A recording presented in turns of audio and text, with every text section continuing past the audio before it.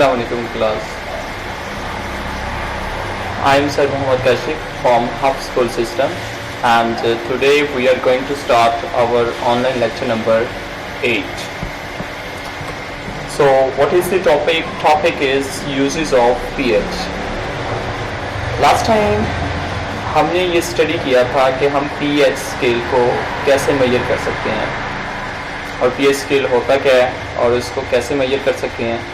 तो मैंने आपको बताया था कि वाटर के अंदर H पॉजिटिव आयन की कॉन्सेंट्रेशन को हम pH कहते थे और फिर एक आपको डेरिवेशन करके दी थी जिसके अकॉर्डिंग हमने pH स्केल को मेजर करना सीखा था।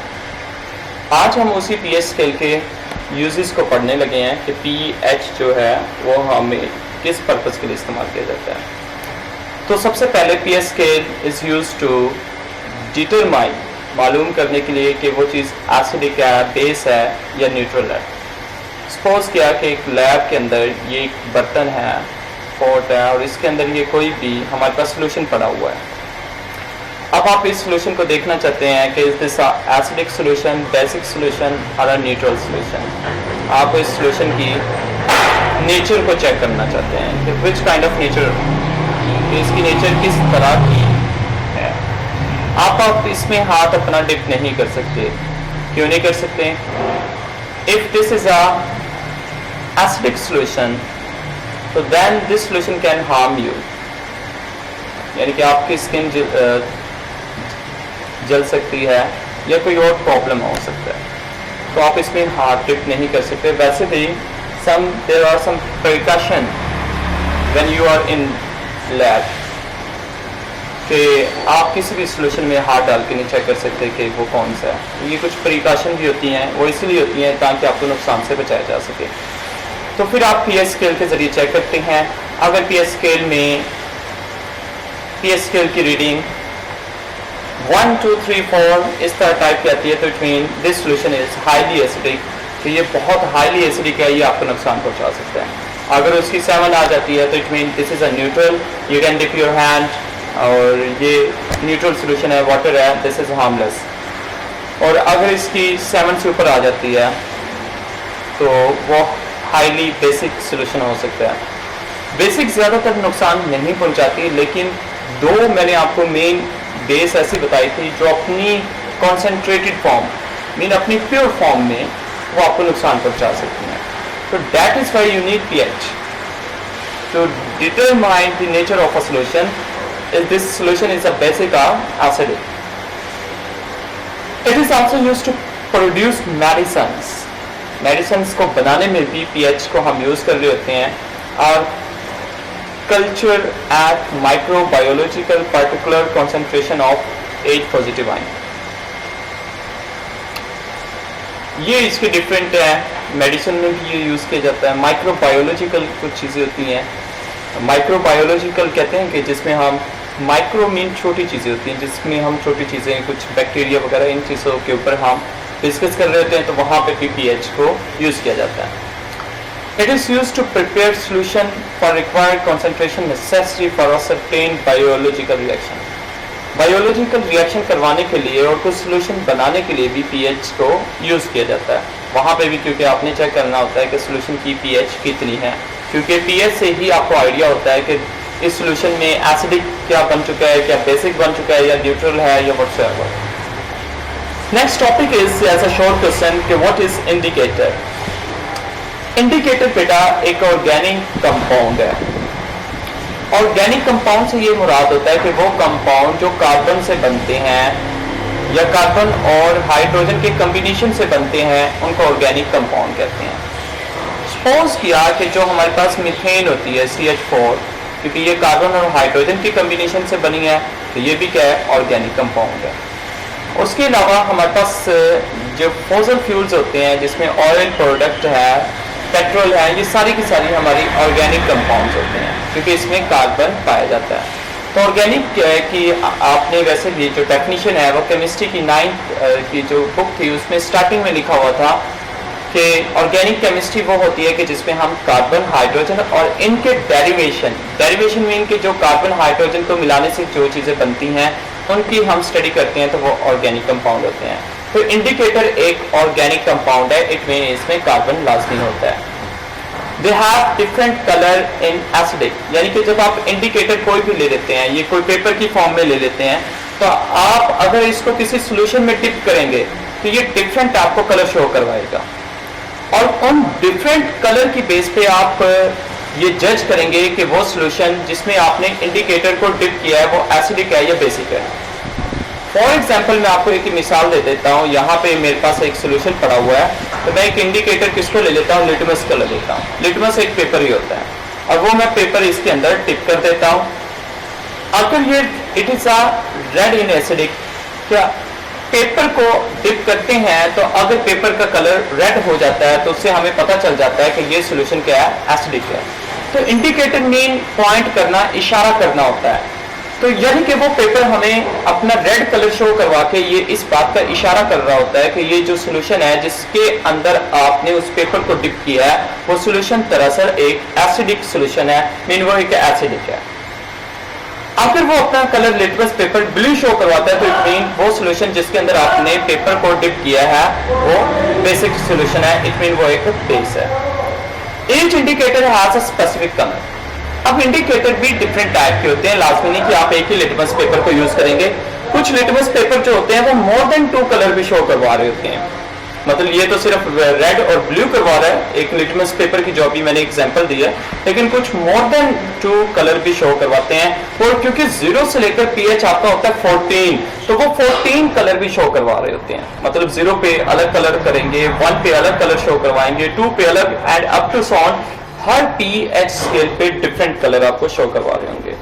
फॉर एग्जाम्पल फिनोप्थलीन, फिनोप्थलीन की बात करें तो वो कलरलेस होता है जब वो उसको डिप किया जाता है एक हाईली एसिडिक सॉल्यूशन में, उसका कोई कलर नहीं होता। तो फिनोप्थलीन ऐसे इंडिकेटर के तौर पर हम यहाँ पे इस्तेमाल कर रहे हैं। अगर वो अपना कोई कलर किसी सॉल्यूशन के अंदर डिप करवाने से नहीं करवाता तो इट मीन वो सॉल्यूशन क्या है, एसिडिक है।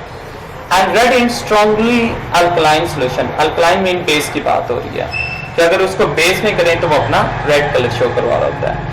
It change colour at the pH of about 9 के 9 पीएच पे वो अपना कलर चेंज कर लेता है। This mean phenolphthalein is colourless in a solution which pH less than 9, क्योंकि 9 पे जाके वो अपना कलर चेंज करना शुरू कर देता है। तो 9 पीएच से पहले उसका कोई कलर नहीं होता, तो इट मीन 9 तक फिनोप्थलीन का कोई कलर पीएच तक नहीं होता। तो अगर पीएच कोई भी अपना कलर शो नहीं करवाता तो इट मीन फिनोप्थलीन की जो पीएच हो सकती है वो 0 to 9 के दरमियान हो सकती है, क्योंकि 0 to 9 के दरमियान फिनोप्थलीन का कोई कलर नहीं होता। इफ पीएच इज अबव 9 तो फिनोप्थलीन इज रेड, ये रेड लफ्ज लिखा हुआ है कि अगर किसी में आपने डिप किया तो फिनोप्थलीन का कलर 9 आ गया, तो इट मीन 9 से क्या हमें इंडिकेट कर रहा है कि आप पीएच स्केल में रेड कलर हमें ये शो करता है कि फिनोप्थलीन की जो पीएच स्केल होगा वो अबव देन 9 होगा, क्योंकि 9 से बिलो वो कोई कलर शो नहीं करवाता और 9 से अबव वो अपने डिफरेंट कलर को शो करवा रहा होता है। So next topic is measuring pH of a solution. We want to check that how we can measure the pH of a solution। तो इसके लिए हम यूनिवर्सल इंडिकेटर इस्तेमाल करते हैं। यूनिवर्सल इंडिकेटर वो होता है जो पूरी दुनिया में ज्यादातर इस्तेमाल किया जाता है किसी भी लैब एक्सपेरिमेंट के तौर पर। Some indicator are used as a mixture, कुछ इंडिकेटर को हम मिक्सचर के तौर पर इस्तेमाल करते हैं, यानी कि वो खुद एक मिक्सचर होता है। The mixture indicator gives different colour at different pH, तो वो हर पीएच पे एक अपना डिफरेंट कलर दे रहा होता है। जिस तरह लास्ट टाइम मैंने बताया 0 पे अलग कलर होगा, 1 पे अलग कलर होगा, 2 पे अलग कलर होगा। तो हमें उसके कलर याद करना पड़ेंगे, तो जैसे ही हम उसके कलर में चेंजिंग देखेंगे तो हमें उसका पता चल जाएगा कि इस कलर पे इसकी ये पीएच होती है तो उसकी वो पीएच हो जाएगी। कुछ हम एग्जांपल कर लेते हैं। सच अ मिक्स्ड इंडिकेटर का यूनिवर्सल इंडिकेटर और सिंपली पीएच इंडिकेटर भी कहते हैं, क्योंकि ये हमें पीएच के बारे में बता रहा है। This solution is not indicating that this is acidic or basic. This is only indicating the pH of a solution. ये हमें सिर्फ किसी भी solution की pH हमें बता रहा है कि उसकी pH वैल्यू क्या होगी। pH solution can be measured by dipping a piece of universal indicator paper. आप उसमें indicator paper dip करते हैं pH में। The pH is then formed by comparing the color. आप comparing the color कर रहे होते हैं, यानी कि कैसे कि आपने वो कलर याद किए होंगे कि फर्ज के एक सोल्यूशन है जो 0 pH पे रेड कलर शो करवाता है, 2 पे ग्रीन करवाता है, 3 पे ब्लू करवा रहा होता है। तो अगर वो ब्लू देते हैं तो आपको पता चल जाएगा कि उस जिसके अंदर आपने इंडिकेटर को डिप किया है उसकी pH कितनी है, 3 है, क्योंकि ब्लू कलर 3 को शो करवाता था। 0 कलर रेड को करवाता है तो आप उसी फर्ज के उसी सॉल्यूशन के अंदर पेपर को डिप करेंगे। अगर पेपर का कलर रेड हो जाता है तो आपने पहले ये याद किया हुआ था, एक टेबल इसका मिल जाता है, आपकी बुक के ऊपर भी टेबल बना हुआ है इन कलर का। तो अगर रेड जो 0 पे रेड करवाता है तो इन रेड कलर से आपको पता चल जाएगा कि उस सॉल्यूशन की pH कितनी है, 0 है। तो बेटा यहाँ पे याद रखिएगा, कंफ्यूज नहीं होना आपने। यहाँ पे हम क्या कर रहे हैं, बेसिकली यहाँ पे pH को हम मेजर कर रहे हैं, हम किसी एसिडिक को नहीं मेजर कर रहे कि ये सॉल्यूशन एसिडिक है, बेसिकली हम pH को मेजर कर रहे हैं। pH को मेजर करने के लिए हमने उस इंडिकेटर जो पेपर हम यूज कर रहे हैं, इंडिकेटर मीन जो भी आप लिटमस पेपर यूज कर रहे हैं उसको आप याद रख लेंगे कि इसके ये कलर होते हैं इतने pH पे। जब आप डिप करेंगे जो वो कलर शो करवाएगा उस कलर को हम कंपैरिजन कर लेंगे कि ये कलर कब शो होता है, मतलब 0 pH पे होता है, 2 पे होता है, 3 पे होता है, तो उसके अकॉर्डिंग हम उसकी pH बता देंगे। समझ आइए? द pH मीटर ये एडवांस है, ये हमें इलेक्ट्रिकल एक इंस्ट्रूमेंट है जो जिसके अंदर ये पिन्स लगी होती हैं। ये देखें, ये इस तरह से होता है और इसके अंदर रीडिंग होती है 1 2 3 और इसके अंदर वो पिन सुई लगी होती हैं जिस तरह आपकी टाइम पीस के ऊपर होती हैं। तो आप जैसे ही इसकी जो तारें हैं वो फर्ज के इसकी जो वायर है वो सॉल्यूशन के अंदर डिप करेंगे तो ये अपनी सुई बता देगा कि डायरेक्ट बता देगा 3 4 5 यानी कि pH ऊपर होंगी तो ये आपको डायरेक्ट ये मीटर बता देगा कि उसकी pH 4 है, 5 है, 6 है, 7 है, कुछ भी है, वो आपको डायरेक्ट बता देगा। जब आप उसकी जो वायर है मीटर की वो पानी वो सॉल्यूशन के अंदर डिप कर देंगे तो डायरेक्ट वो सुई 3 2 5 4 6 7 8 अप टू 7 पे चली जाएगी। तो जिस पे भी वो पिन आपकी सुई चली जाती है वो आपकी उस सॉल्यूशन की pH होगी। पर इसके मैंने इसकी जो वायर है वो डिप कर दिया सॉल्यूशन के अंदर और ये जो पिन है वो 3 पे चली गई, तो इससे मुझे पता चल गया कि ये जो सॉल्यूशन है जिसके अंदर मैंने डिप किया है उसकी pH कितनी है, 3 है। तो ये सबसे ज्यादा बेटर इंस्ट्रूमेंट है। अभी नेक्स्ट एक टॉपिक है साल्ट। क्या होते हैं? साल्ट और आयोनिक कंपाउंड, ये आयोनिक कंपाउंड होते हैं। तो पहली तो बात पता चली कि साल्ट कौन से कंपाउंड होते हैं, आयोनिक होते हैं। इट मीन ये आयन से मिलकर बनते हैं कि एक नेगेटिव आयन होगा और दूसरा पॉजिटिव आयन होगा। मोस्टली जो साल्ट है वो न्यूट्रलाइजेशन प्रोसेस के जरिए बनता है। ये मैंने आपको बताया था केमिकल रिएक्शन में कि जब एसिड और बेस आपस में अमल करते हैं तो वो सॉल्ट और वाटर बनाते हैं और इस प्रोसेस को हम न्यूट्रलाइजेशन कहते हैं। तो देखें आपका सॉल्ट कब बना है कि जब एक न्यूट्रलाइजेशन प्रोसेस हुआ है। न्यूट्रलाइजेशन प्रोसेस क्या है कि जिसमें एक एसिड और आपस में बेस रिएक्ट कर रहे होते हैं। Salt are made of positive ion, क्योंकि साल्ट आयोनिक कंपाउंड है तो इसमें एक पॉजिटिव आयन होता है और एक क्या होता है, नेगेटिव होता है। तो जो कैटाइन होता है, पॉजिटिव जो आयन होता है वो मेटालिक आयन होता है, यानी कि वो मेटल का होता है। सपोज कि मैं आपको एक एग्जांपल दे दूं, हम एक रिएक्शन करवाते हैं जिसमें NaOH एक बेस है और यहाँ पे हमारे पास कोई भी एसिड ले लें, आप एसिड यहाँ पे ले लेते हैं प्लस ACl ले लेते हैं। तो आप ये रिएक्शन को देख लें कैसे होगा। ये आप एसिड और बेस का रिएक्शन करवा रहे हैं जिस प्रोसेस को हम क्या कहते हैं, न्यूट्रलाइजेशन कहते हैं।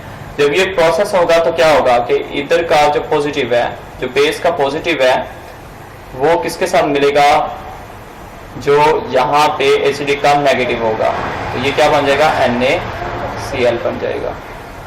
ठीक है। अब आप बेस के साथ जो पॉजिटिव पॉइंट था वो क्या था, वो मेटल था।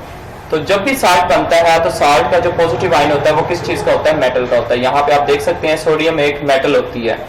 ये देखें यहाँ पे भी साल्ट के अंदर भी सोडियम आ चुका है, तो सोडियम एक मेटल है। तो इससे क्या लिया जा रहा है कि जो भी आपके साथ जब भी साल्ट बनता है तो वो उसमें जो पॉजिटिव आयन होता है जिसको कैटाइन कहते हैं वो मेटालिक आयन होता है, यानी कि वो मेटल का होता है फ्रॉम अ बेस। और वो मेटालिक आयन कहाँ से लिया जा रहा है, बेस से लिया जा रहा है। यहाँ पे वाज़ेह तौर पर देख सकते हैं कि जो सोडियम है वो कहाँ से लिया जा रहा है, बेस से लिया जा रहा है। Therefore it is called basic radical.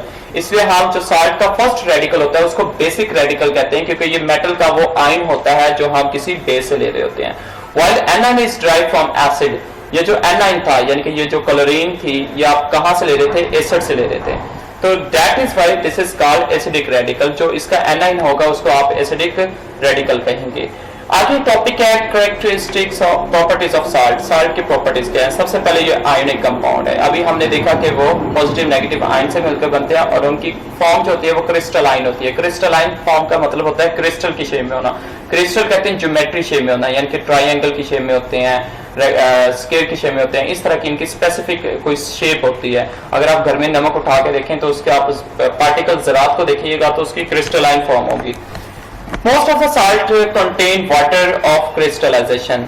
कुछ साल्ट ऐसे होते हैं जिनके साथ वाटर होता है। वाटर नमी को कहते हैं। आप साल्ट के अंदर चेक करें तो उनके जो वाटर साल्ट होता है उसके साथ साथ थोड़ी सी नमी होती है। नमी से क्या मुराद होता है कि साल्ट के अंदर वाटर के कुछ मॉलिक्यूल्स होते हैं।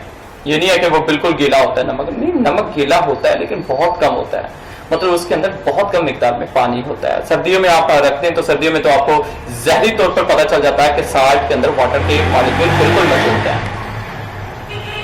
Responsible for shape of crystal, जिसकी वजह से उसकी क्रिस्टल शेप बनती है कि वाटर के मॉलिक्यूल होने की वजह से। Number of molecule of water are specific for each salt, यानी कि हर साल्ट के अंदर डिफरेंट वाटर के मॉलिक्यूल है। जिस तरह सल्फ्यूरिक एसिड का साल्ट देखें, सॉरी कॉपर सल्फेट जो है इसके अंदर वाटर के 5 मॉलिक्यूल होते हैं। कैल्शियम सल्फेट के अंदर वाटर के 2 मॉलिक्यूल होते हैं। तो ये आपको याद करना पड़ेगा कि कितने नंबर ऑफ मॉलिक्यूल होते हैं वाटर के। कॉपर सल्फेट साल्ट में, कॉपर सल्फेट भी एक साल्ट का नाम है, कैल्शियम सल्फेट भी एक साल्ट का नाम।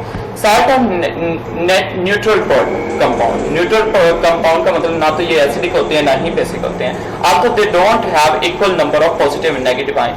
इनके अंदर जो होते हैं वो कभी कभी इक्वल हो सकते हैं लेकिन मोस्टली इक्वल नहीं भी होते। But have equal number of positive and negative charges, लेकिन इनके अंदर पॉजिटिव नेगेटिव चार्जेस इक्वल हो सकते हैं। अब ये बहुत एक अलग है। तो चार्जेस से मुराद प्रोटॉन और इलेक्ट्रॉन्स होते हैं बेटा, ये चार्जेस होते हैं।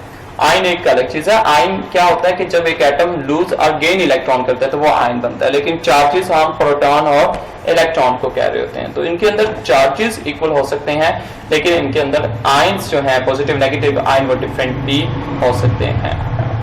तो नेक्स्ट टॉपिक इंशाल्लाह हम प्रिपरेशन ऑफ